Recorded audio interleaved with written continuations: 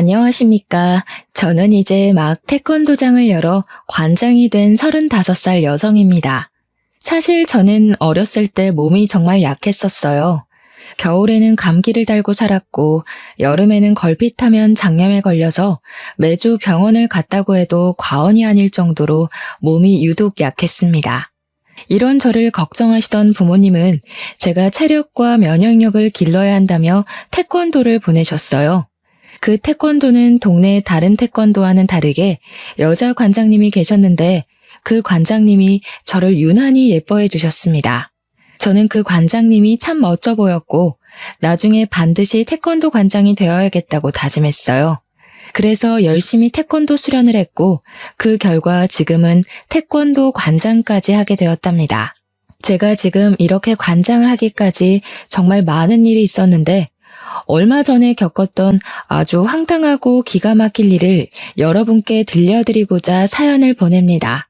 먼저 우리 부모님은 동네에서 꽤 크고 유명한 한정식집을 하고 계세요.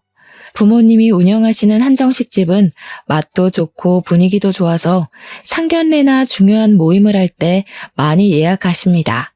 부모님께서는 항상 정직하게 가게를 운영하셨고 누구보다 열심히 일하셨어요.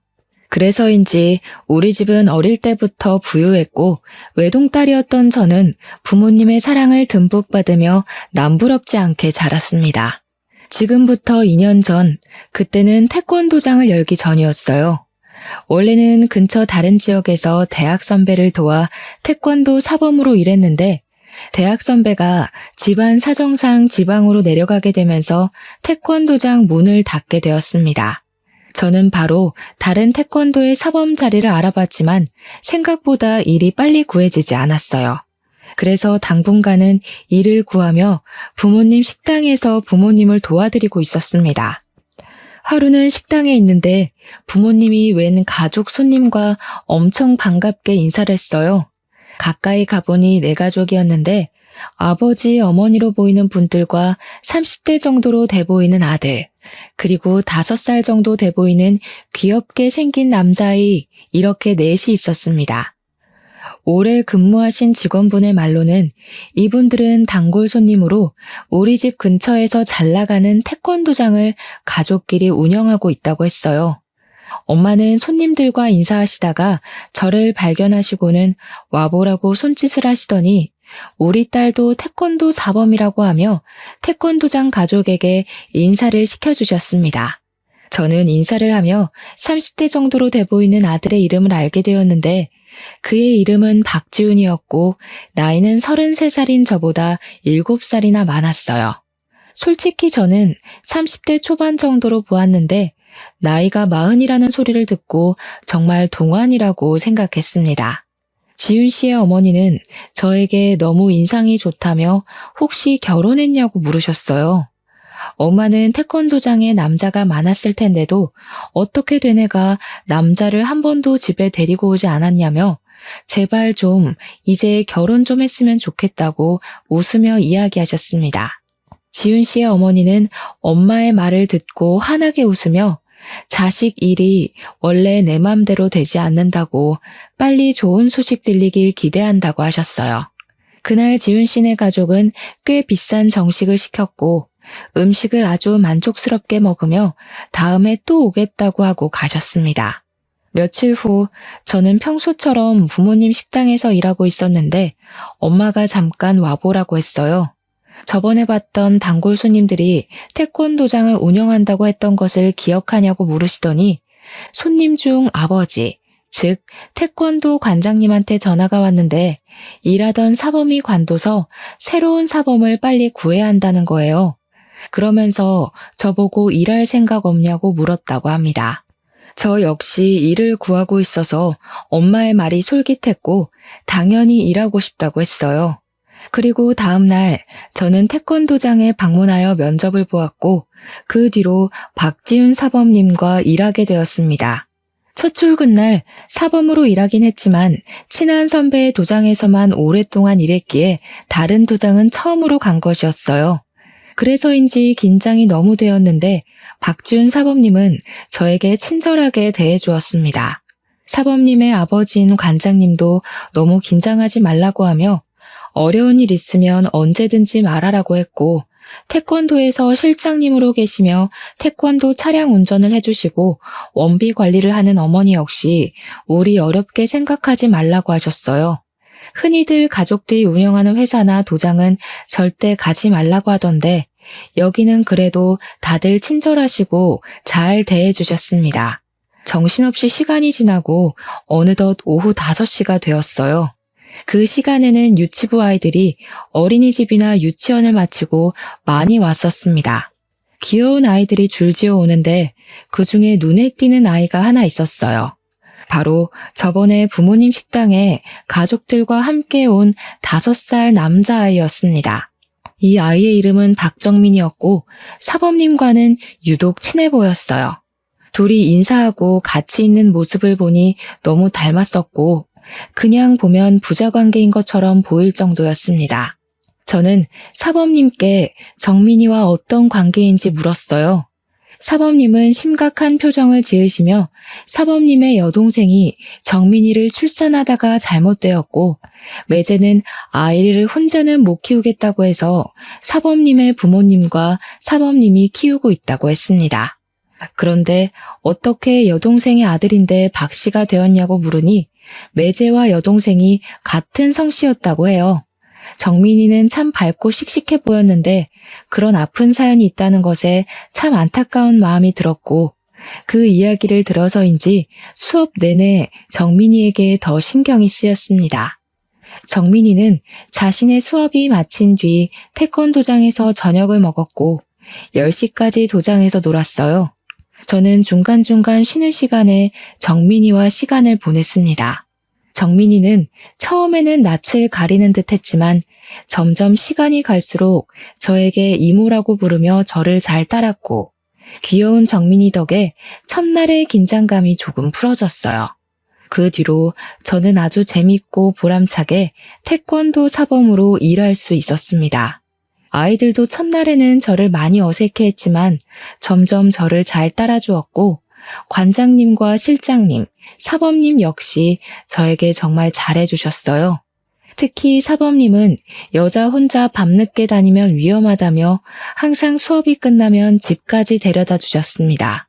10시에 수업이 끝나고 도장 정리를 하면 빠르면 밤 10시 반, 늦으면 밤 11시가 되는 데다가 집이 사범님의 집과 반대편이라 괜찮다고 하는데도 매번 집 앞까지 차로 태워다 주셨어요.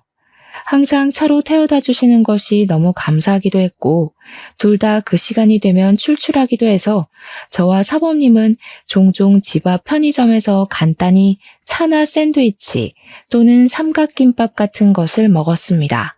더 좋은 것을 사드리고 싶었지만 시간이 너무 늦기도 했고 사범님이 편의점 음식을 좋아한다며 굳이 편의점으로 가셨어요.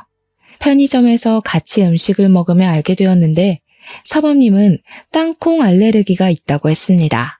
저는 땅콩잼이나 땅콩을 정말 좋아해서 집에서도 종종 간식으로 먹는데 이 맛있는 땅콩을 먹지 못하는 사범님이 조금 안 됐더라고요. 우리는 그 뒤로도 수업이 마친 후 편의점에서 간식을 먹으며 이야기를 많이 나눴습니다. 나이차가 7살이나 났지만 생각보다 대화가 꽤 잘 통했고 사범님 역시 저와 함께 퇴근하고 편의점에서 수다 떠는 것을 정말 좋아하시는 듯 했어요. 그렇게 점점 친해진 우리는 5개월 정도 후 연인 사이가 되었습니다. 솔직히 7살이라는 나이 차이와 사범님이 40대라는 것이 부담스러웠지만 대화하다 보면 나이가 많아서 불편한 점이 하나도 없었어요. 오히려 수업할 때나 학부모들을 만날 때 항상 차분하고 쉽게 흥분하지 않는 모습을 보며 정말 배울 점이 많다는 생각이 들었고 이런 사람과 결혼한다면 평생 행복할 수 있겠다는 생각까지 했습니다. 사범님 역시 저와 생각이 크게 다르지는 않았는지 저에게 결혼하자는 이야기를 했어요. 제 나이 역시 적은 나이는 아니었기에 우리는 결혼을 생각하고 관장님, 실장님, 그리고 우리 부모님께도 말씀드리기로 했습니다. 먼저 관장님과 실장님께 말씀드렸더니 사실 눈치채고 있었다면서 평소에도 종종 둘이 결혼했으면 좋겠다는 생각을 하셨다고 해요. 그러면서 앞으로 잘 만나보라고 적극적으로 응원해 주셨습니다. 또한 두 분은 도장이 아닌 밖에서는 관장님을 아버지로, 실장님을 어머니로 불러달라고 하셨고, 두 분 역시 이제 도장 밖에서는 저를 며느리라고 부르기로 하셨어요. 며칠 뒤 우리 부모님께도 인사를 드리러 갔습니다. 사실 우리 부모님은 제가 하는 일에 크게 반대를 하신 적이 없으셨고 항상 제 생각과 의견을 적극적으로 지지해 주셨기에 이번에도 당연히 그러실 줄 알았어요. 그런데 첫 인사 후 엄마가 저에게 진짜로 결혼할 생각이 있냐고 물으셨습니다. 그래서 저는 당연히 결혼할 생각으로 만나고 있다고 했어요. 엄마는 솔직히 그다지 좋지는 않네. 아무래도 7살이나 위라는 것도 마음에 걸리고 뭔가 인상이나 느낌이 그다지 좋지가 않아. 뒤로 꿍꿍이가 있는 것 같은 느낌이야. 주은아, 엄마가 아무래도 불안해서 그런데 일단은 결혼은 하지 말고 조금 더 생각해보는 건 어떻겠니? 아니야. 내가 지난 5개월 동안 보니까 사범님 아이들에게도 잘하고 학부모님들 사이에서도 인기도 꽤 많아. 수업할 때 보면 사람도 차분하고 겪어볼수록 괜찮은 사람이야. 엄마가 식당 운영하면서 별의별 사람들을 다 봐서 사람 하나는 기막히게 보는 것 알지? 한번 엄마 믿고 조금만 떨어져서 다시 봐봐. 뭔가 느낌이 싸한 게 좋지 않아. 엄마는 자꾸 예비 남편의 느낌이 좋지 않다며 결혼은 조금 더 신중히 결정하라고 하셨습니다. 저는 사실 그런 엄마가 이해가 잘 되지 않았고 괜한 걱정을 하고 있다고 생각했어요. 엄마는 저와 예비 남편의 사이를 반대했지만 저와 예비 남편은 그러면 그럴수록 더 사이가 돈독해졌습니다. 예비 시부모님 역시 태권도장에서 매일 보며 저를 정말 한 식구처럼 대해주셨어요. 그러던 어느 날이었습니다. 예비 시어머니와 예비 남편이 도장에서 필요한 물품들을 사러 잠시 나갔고 도장에는 저와 예비 시아버지 둘이 있었어요. 예비 시아버지와 이런저런 이야기를 나누다가 정민이 이야기가 나왔습니다. 우리 둘째 아들이 사고만 안 났어도 정민이가 더 씩씩하게 자랐을 텐데 내가 못해준 게 많아서 그저 안타까울 따름이야. 예비 시아버지는 둘째 아들이 사고를 당했었다는 식으로 말씀하셨습니다. 분명히 예비 남편이 정민이가 여동생의 아들이라고 했고 출산하다가 잘못되었다고 했는데 예비 시아버지는 아들이라고 하니까 이상했어요. 둘째 아들이라고요? 저번에 지윤 씨는 여동생이 있었다고 말했는데. 아, 맞다. 그랬지 참. 그때 사고를 당한 것이 너무 충격이라 내가 이렇게 깜빡해. 그런데 사고를 당했다고요? 혹시 무슨 사고요? 자동차 사고란다. 아유, 이 이야기는 더는 하기 힘들구나. 얼른 수업 준비하자. 예비 시아버지와 예비 남편은 예비 남편의 동생에 대한 말이 달랐고 황급히 말을 돌리려고 하는 예비 시아버지의 모습도 뭔가 수상했습니다. 저는 예비 남편에게 퇴근하며 확실히 물어봐야겠다고 생각했어요. 예비 시아버지와 대화를 마친 후 도장을 청소하려는데 예쁘게 생긴 여자아이와 엄마가 태권도에 등록하러 왔습니다. 그 여자의 이름은 김민희였어요. 민희 엄마가 관장님인 예비 시아버지와 대화를 마친 후 태권도를 등록했습니다. 저는 민희와 반갑게 인사하며 수업 시간에 만나자고 이야기하고 돌아섰는데 그때 예비 남편과 예비 시어머니가 같이 도장으로 왔어요. 그런데 예비 남편이 민희 엄마에게 아주 반갑게 인사를 하는 것이 아니겠어요? 예비 시어머니도 처음에는 못 알아보는 듯 했다가 예비 남편이 알려주자 그 어린아이가 벌써 결혼하고 아이까지 있냐며 반가워하셨습니다.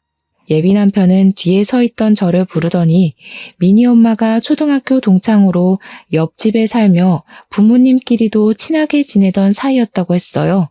그리고 민희 엄마에게는 저를 태권도 사범님이자 결혼할 사람이라고 소개했습니다. 민희 엄마는 둘이 아주 잘 어울린다고 하며 여자 사범님이 있어서 더 편하고 마음이 놓인다고 했어요. 저는 민희 엄마께 인사 후 수업에 들어갔습니다. 그날도 모든 수업을 무사히 마치고 예비 남편은 항상 그랬듯 저를 집까지 데려다 주었어요. 집에 가는 차 안에서 예비 남편에게 예비 시아버지께서 여동생이 차 사고를 당했다고 말씀하시던데 저번에 출산하다 잘못했다고 하지 않았냐고 했습니다. 제 말에 예비 남편은 순간 당황한 표정을 짓다가 이내 슬픈 표정을 지었어요. 그러더니 사실은 아기를 낳으러 가는 길에 차 사고가 났다고 했습니다. 그러면서 여동생에 관한 이야기는 집에서 금기어니 절대 하지 말라고 했어요. 부모님이 한동안 정말 죽을 정도로 힘들어 하시다가 여동생의 사진이며 흔적을 모두 다 지우고 이제야 마음 잡으셨으니 괜히 이야기 꺼내지 말라고 신신당부를 했습니다. 흔히들 아내나 남편, 부모를 잃은 사람을 일컫는 말은 있지만 자식을 잃으면 너무 슬프고 고통스러워서 차마 부를 수 있는 말이 없다고 하잖아요. 저는 그 말을 떠올리며 예비 남편에게 충분히 그 마음이 공감된다고 하며 예비 시부모님 앞에서 동생에 관한 이야기는 절대 꺼내지 않겠다고 했습니다. 그렇게 2개월이 지났어요. 2개월 동안 저는 계속 사범으로 일하고 있었고 부모님은 여전히 예비 남편을 곱지 않은 시선으로 보고 있었습니다. 그리고 변화가 있다면 제가 미니 엄마와 친해졌어요. 미니 엄마는 매일 수업이 끝나고 미니를 데리러 도장에 오셨는데 그때 오며 가며 인사하고 한마디씩 하다가 친해졌고 서로 자연스레 연락처도 주고받게 되었습니다. 하루는 미니 엄마와 이야기를 나누다가 제 결혼 이야기가 나왔어요. 결혼 준비는 잘 돼가요? 우리 실장님 옛날에 나만 보면 딸이 없어서 딸 삼고 싶다고 하시더니 정말 딸 같은 사범님이 며느리가 되어서 좋으시겠네. 미니 엄마가 처음 이 말을 했을 때는 아이들도 있고 해서 그냥 인사치레이겠거니 했는데 미니 엄마가 가시고 곰곰이 생각해보니 뭔가 이상했습니다. 예비 남편과 예비 시아버지는 정민이가 예비 남편의 여동생의 아들이라고 했잖아요.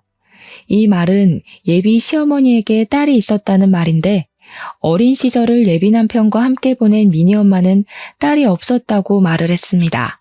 저는 확실히 알아봐야겠다는 생각에 쉬는 시간에 예비 남편 몰래 미니 엄마에게 전화했어요. 먼저 미니에 대해 알려드릴 것이 있다며 미니의 수업 태도를 칭찬한 후 예비 남편에게 여동생이 있었다고 들었는데 맞는지 물었습니다. 여동생은 무슨 여동생이에요? 지훈이 외동아들이라서 형제 있는 친구들을 많이 부러워했어요. 우리 반 친구들이 다들 둘, 셋 형제가 있었는데 지훈이만 유일한 외동아들이라 확실히 기억해요. 나는 맨날 언니랑 싸워서 혼자인 지훈이가 정말 부럽기까지 한걸요. 미니 엄마는 끝까지 지훈이가 외동아들이라 했고 저는 이 모든 상황이 이상했습니다. 왜 예비 시아버지와 예비 남편은 없는 동생을 만들어서 있다고 하는 것이며 동생이 없다고 한다면 정민이는 도대체 누구의 아들이라는 것인지 하는 의문이 들었어요. 이상하다는 생각을 하며 사무실로 가니 정민이와 친구들이 도장에 도착해 도복을 갈아입고 간단한 군것질을 하고 있었습니다. 그런데 제가 잠시 다른 곳을 보던 사이 정민이가 캑캑거리고 있었어요. 가까이 가서 정민이의 상태를 보니 정민이의 몸에 두드러기가 나 있었습니다.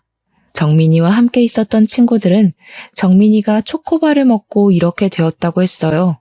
그 이야기를 들은 예비 시아버지는 황급히 정민이를 데리고 병원으로 향했습니다.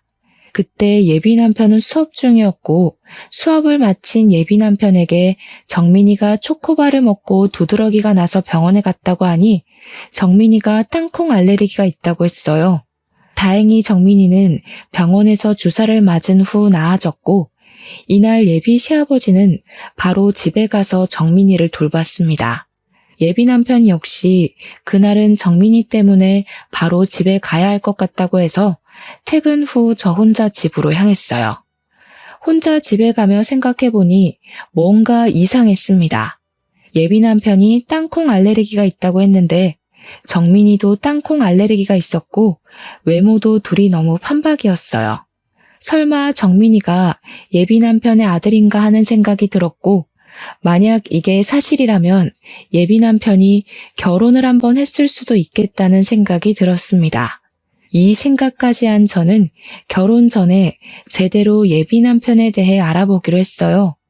다음 날 아침에 8시에 눈을 떴는데 원래라면 이 시간에 집에 계셔야 할 부모님이 계시지 않았고 전화해도 받지 않았습니다. 두 분이 어디 가셨나 싶어 일단 씻고 나왔는데 부모님이 집에 오셨어요. 어디를 다녀오셨냐고 하니 가게 직원이 용한 무당집을 소개해줘서 제 사주를 보고 오셨다고 하셨습니다. 저는 원래 사주를 잘 믿지 않아서 그런 거를 왜 보냐고 했지만 그래도 제 사주를 봤다니 궁금하기는 했어요. 무당이 뭐라고 했는지 물어보니 건강이고 뭐고 다 좋은데 지금 만나고 있는 사람과는 절대 결혼하지 말고 제 결혼 운은 38살에 들어오니 그때까지 기다리라고 했다는 것입니다. 그러면서 부모님 두 분 다 어지간하면 이런 이야기 안 하는데 아무래도 첫인상도 그다지 마음에 들지 않고 이래저래 숨기는 것이 많은 것 같다며 한번 그 사람에 대해서 자세히 알아보라고 하셨어요. 원래 저는 사주나 점을 잘 믿지 않는 성격이나 이전에 의심스러운 부분이 한둘이 아니었기에 일단 알겠다고 했습니다. 그날 오후 예비 남편이 수업에 들어가야 하는데 사무실에서 자꾸 무엇을 찾았어요. 무엇을 찾냐고 물으니 수업 관련 자료를 차에 두고 온 것 같다고 하며 미안한데 잠깐 자신의 차에서 가져다 달라고 하며 차 키를 건네주었습니다. 저는 예비 남편의 차에 가서 수업 자료를 꺼내고 차 문을 닫으려던 찰나 블랙박스가 보였어요. 순간 블랙박스를 확인해 보면 예비 남편에 대해 좀 더 알 수 있지 않을까 생각했습니다. 그래서 예비 남편 몰래 블랙박스의 메모리 카드를 뺐고 그날 밤 집에 와서 블랙박스에 찍힌 영상들을 하나하나 확인했어요. 블랙박스에는 가족끼리 출근하고 저와 함께 퇴근하는 영상이 대부분이었습니다. 하나씩 확인하던 중 한 영상에서 자꾸 제 이름이 나오는 것 같았고 저에 대해 어떤 이야기를 나누는지 궁금해서 영상의 대화 내용을 듣게 되었어요. 예비 시어머니는 우리 부모님이 운영하시는 한식당이 엄마들 사이에서 연매출이 억대라는 소문이 있다고 했습니다. 그러면서 연매출 억대 집안의 외동딸이 결혼하는데 집 한 채 정도는 쉽게 장만해주지 않겠냐며 예비 남편에게 이번에는 기가 막히게 잘 골라왔다고 했어요. 이어서 예비 남편은 사실 이전에 만난 여자애들에 비하면 외모나 외적인 것들이 다 부족하지만 그래도 돈 많은 처가가 최고이지 않겠냐고 하며 조만간에 나를 잡겠다고 했습니다. 그래, 얼른 날 잡아야지. 그 계집애 보니까 우리 지은이에게 푹 빠져서 헤어나오지를 못하더구먼. 결혼 도장 찍기 전까지는 너도 주은이한테 잘해줘. 옛날처럼 쓸데없는 여자들 만나러 다니지 말고 말이야. 드디어 돈도 많고 정민이도 키워줄 호구 며느리 하나 들어오겠네. 주은이 얘가 생긴 거와는 다르게 맹하더라고.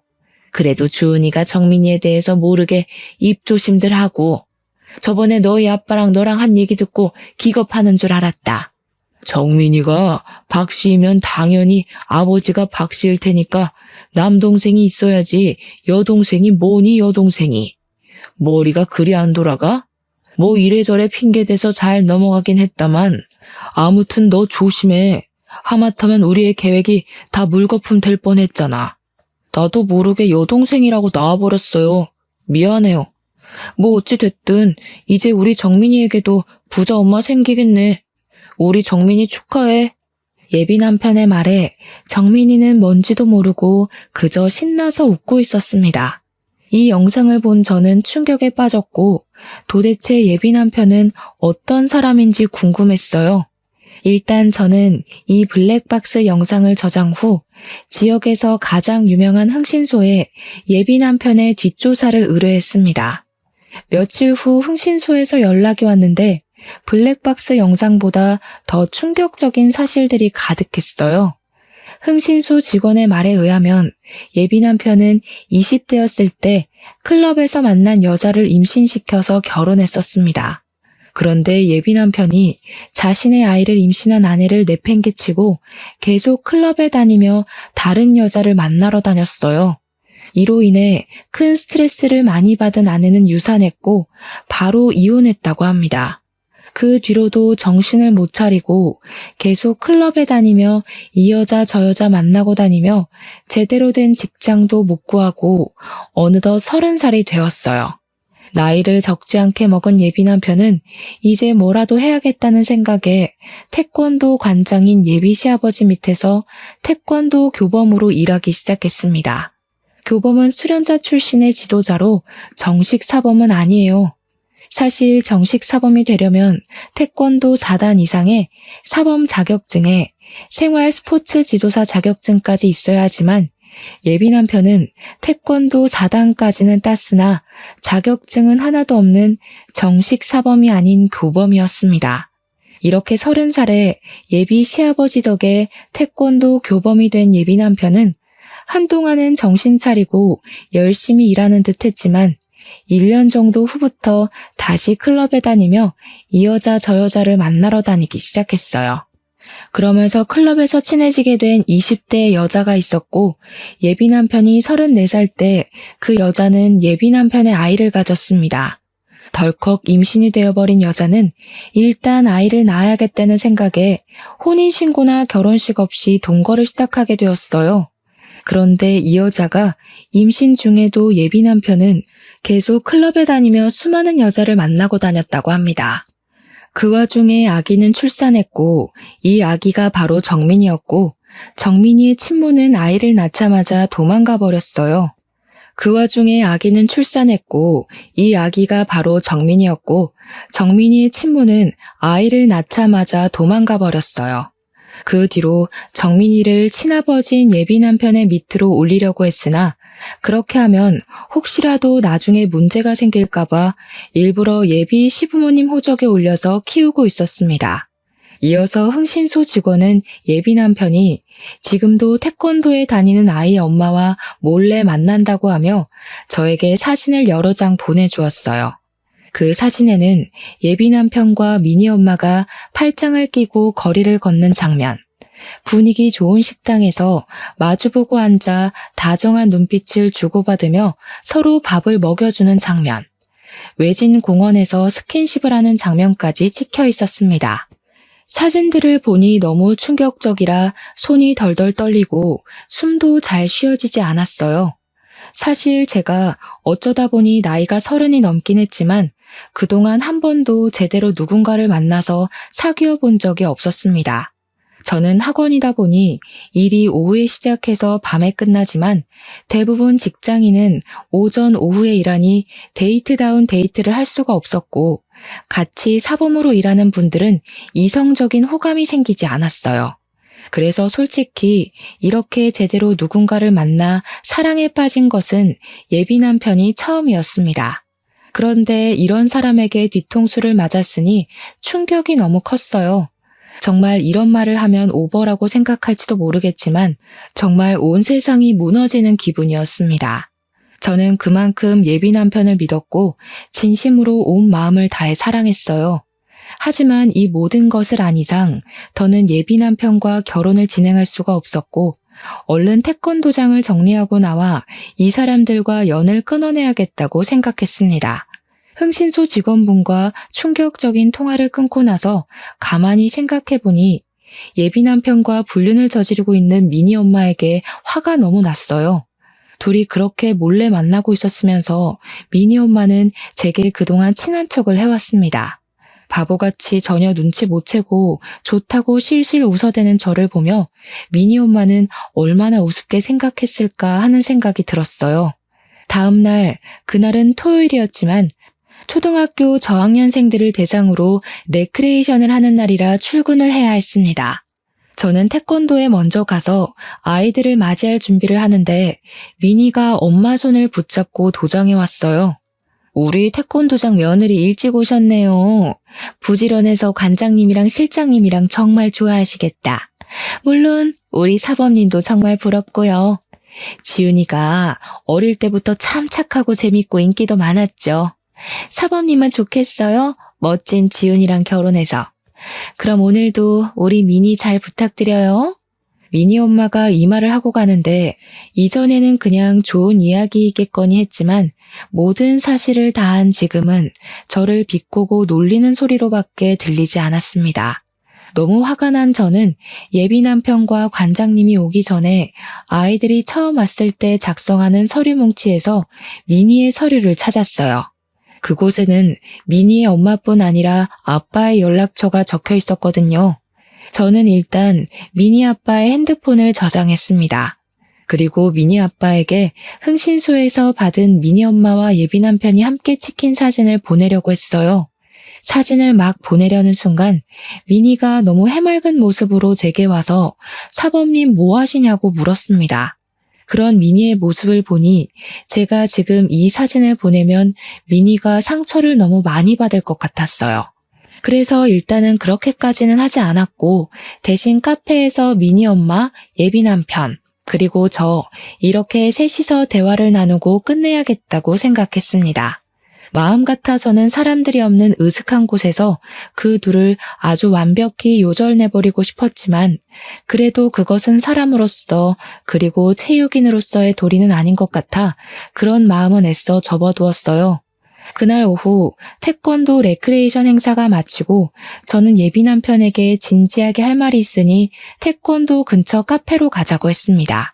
그리고 미니 엄마에게도 미니에 대해 급히 할 말이 있으니 별일 없으면 태권도 근처 카페로 나오라고 했어요. 예비 남편은 평소와는 다르게 잘 웃지도 않고 무표정인 저에게 무슨 일이 있냐고 물었습니다. 저는 예비 남편에게 지금은 아무 말도 하지 않고 일단 조용히 있으라고 했어요. 잠시 후 카페에 미니 엄마가 왔습니다.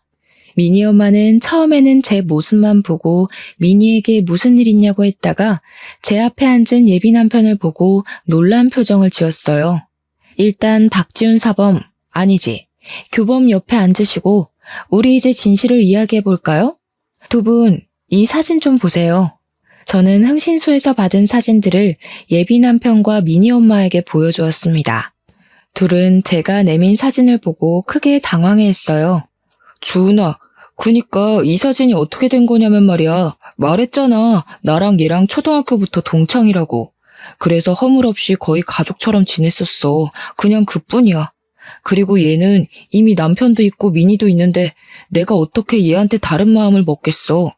게다가 내게는 하나뿐인 주은이도 있는데 겨우 나랑 얘랑 친하게 밥 먹는 것 가지고 그랬던 거야?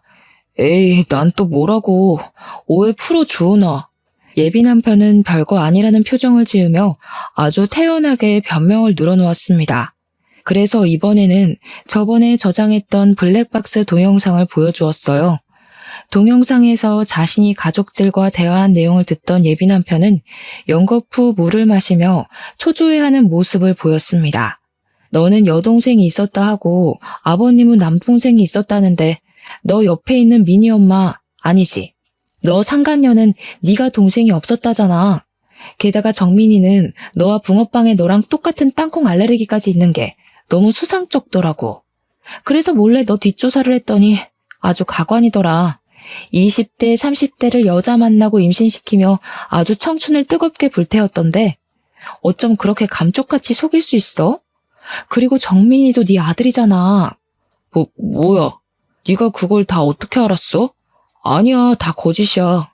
거짓은 무슨, 증거가 이렇게 차고 넘쳤는데 어디서 발뺌을 하려고 그래. 재버릇 걔 못 준다더니 40대가 된 지금도 여전히 불륜을 저지르고 있고 대단하다. 정말 대단해. 미니 엄마도 이런 사실 다 아세요? 이러든 저러든 뭐 어때? 우리가 서로 좋기만 하면 그만이지. 안 그래? 네가 뭐 어찌할 건데? 서로 사랑하는 것도 죄야? 죄냐고. 와, 어쩜 이렇게 다 들통나도 뻔뻔하실까. 미니에게 이런 사실 다 알게 하려다가 말았어요. 착하고 여린 미니가 상처받을까 봐요. 저는 카페라서 최대한 조용히 이야기하려고 했지만 미니 엄마가 너무 흥분한 나머지 큰 소리로 저에게 서로 사랑하는 게 죄냐며 말하는 통에 카페에 있던 사람들이 예비 남편과 미니 엄마가 불륜 관계임을 알게 되어버렸습니다. 예비 남편은 이런 이야기를 하려면 사람이 없는 데서 해야지 왜 이렇게 사람들이 많은 카페로 왔냐고 하며 얼굴을 필사적으로 가리려고 했어요. 사람 없는 데로 가면 내가 눈 돌아가서 너네 두 연놈들 요절을 낼 것 같아서 그랬다. 난 그래도 최대한 너네들에게 신사적으로 말하려고 했는데 모든 산통을 깬 것은 바로 너네야. 우리 이렇게 끝내. 우리 결혼은 없던 일로 하고 태권도도 이제 관둘 거야. 그리 알아. 저는 카페에서 나와 다시 태권도로 갔습니다.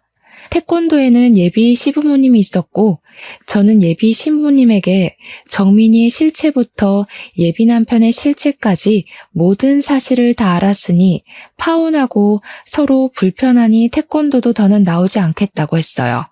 그러나 예비 시부모님은 오해라고 하며 저를 필사적으로 붙잡았고 그러던 중에 예비 남편이 태권도장으로 왔습니다.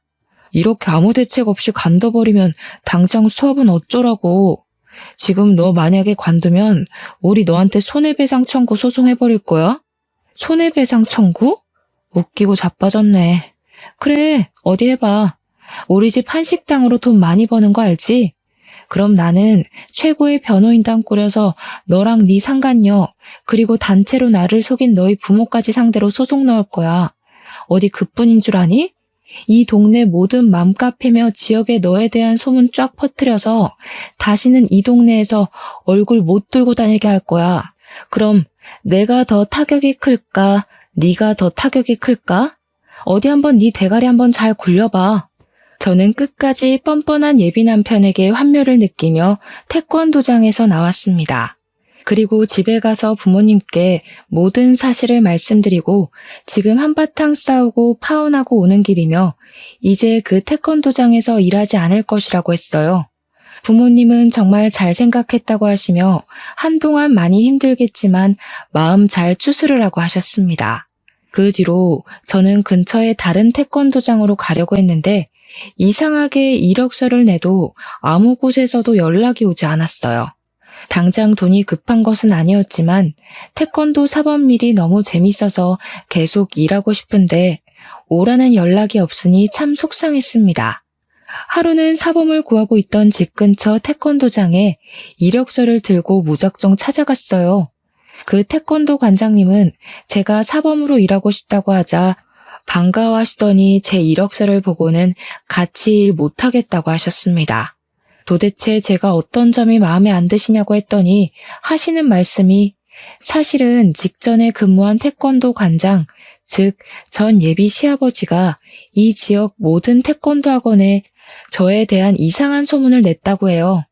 그 소문은 제가 이 남자 저 남자 만나고 다니는 꽃뱀이니까 젊은 남자 사범들이 있는 태권도에서는 절대 저를 채용하지 말라고 했다는 것입니다.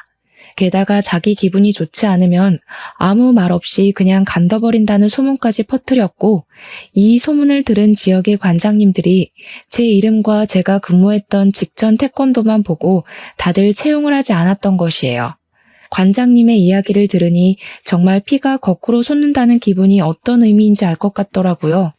저는 솔직히 한동안 진심으로 사랑했던 사람이었기에 그냥 깔끔하게 파혼으로 끝내려고 했습니다. 그런데 전 예비 남편과 그 가족들은 온갖 추잡한 방법으로 뒤에서 저를 욕먹이고 있었어요. 세상에 그 어떤 말로도 표현이 안 될 정도로 화가 잔뜩 난 저는 가만히 있을 수 없었습니다. 저는 제가 속한 지역 태권도 협회 카페에 들어가 저의 전 예비 남편에 대한 모든 사실을 올렸어요. 20대부터 클럽에 다니며 이 여자 저 여자 만나 2번이나 임신시킨 사실부터 아이를 낳고 그 아이를 자신의 부모님 호적에 올린 것, 그리고 지금도 여전히 학부모와 불륜을 저질러서 파혼당해놓고 저를 파렴치한 인간으로 만든 것까지 모든 사실을 글로 적었습니다. 또한 제가 이력서를 냈던 태권도장에 찾아가 모든 사실을 태권도 관장님들께 말씀드렸어요. 관장님들은 이런 일이 있을 줄은 꿈에도 몰랐다며 단순히 소문만 듣고 오해해서 미안하다고 하셨습니다. 그런데 나에 대한 안 좋은 소문은 이게 다가 아니었어요. 제가 다른 태권도를 돌아다니며 저에 대한 오해를 풀 때 웬 아이 엄마가 제 얼굴을 보고 놀라하며 아주 못마땅한 얼굴로 위아래를 훑으셨습니다. 저는 처음 보는 사람이 저를 아주 기분 나쁘게 쳐다보니 어이가 없어서 혹시 저를 아시느냐고 물었어요. 대화를 나눠보니 그 엄마는 바로 미니 엄마와 알던 사이였는데 미니 엄마가 저에 대한 이상한 소문을 엄마들 사이에 퍼뜨리고 다녔더라고요.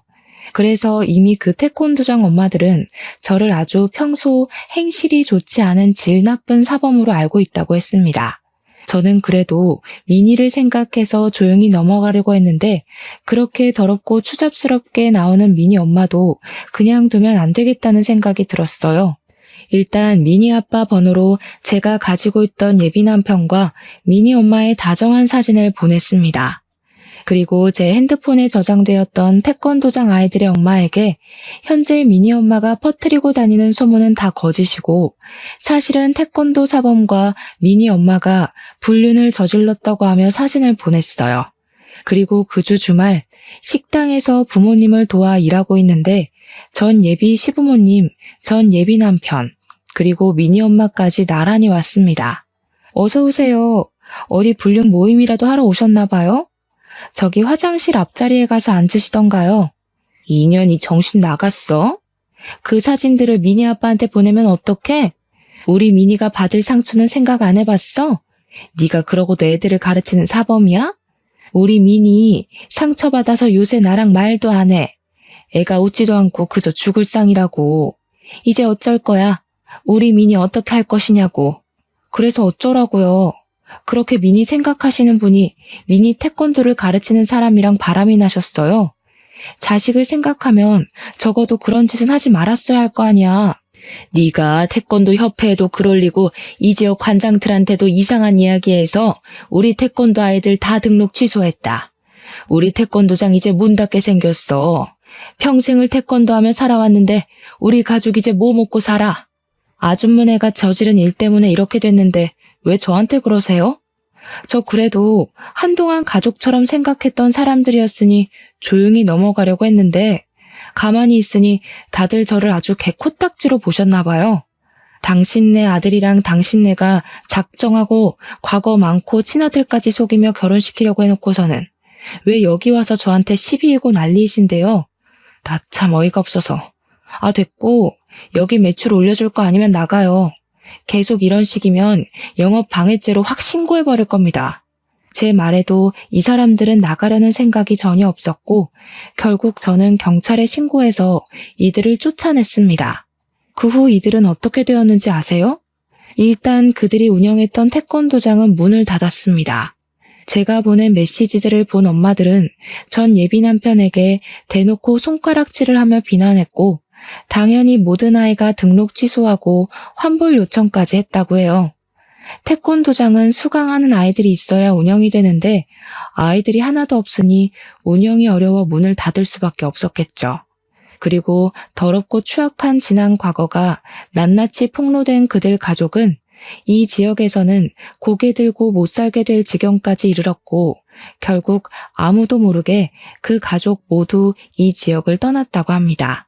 또한 사랑하는 것이 죄냐며 불륜 앞에서도 당당했던 미니 엄마는 미니 아빠와 이혼하고 미니는 아빠와 함께 살고 있다고 해요.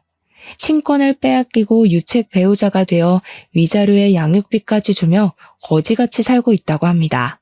저는 모든 오해를 푼 뒤 부모님의 가게에서 일했으나 여전히 태권도를 가르치고 싶은 생각이 있었어요. 그래서 부모님의 도움을 받아 태권도장을 차렸습니다.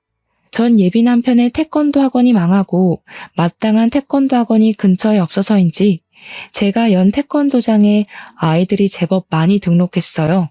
그 중에는 전 예비 남편의 태권도에 다니던 아이들도 있었습니다. 그 아이들의 엄마들은 저를 알아보고 옛날에 오해해서 미안했다고 먼저 사과도 하시더라고요.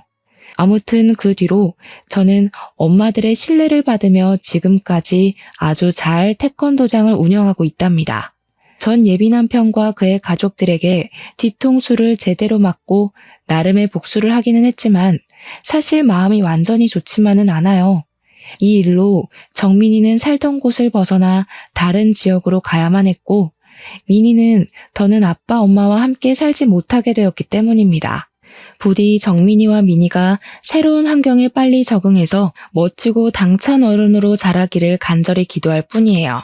제 사연을 들은 여러분의 인생에는 항상 좋은 일만 가득하시길 바라며 저의 이야기는 이제 마무리 지으려고 합니다. 긴 이야기 들어주셔서 감사합니다.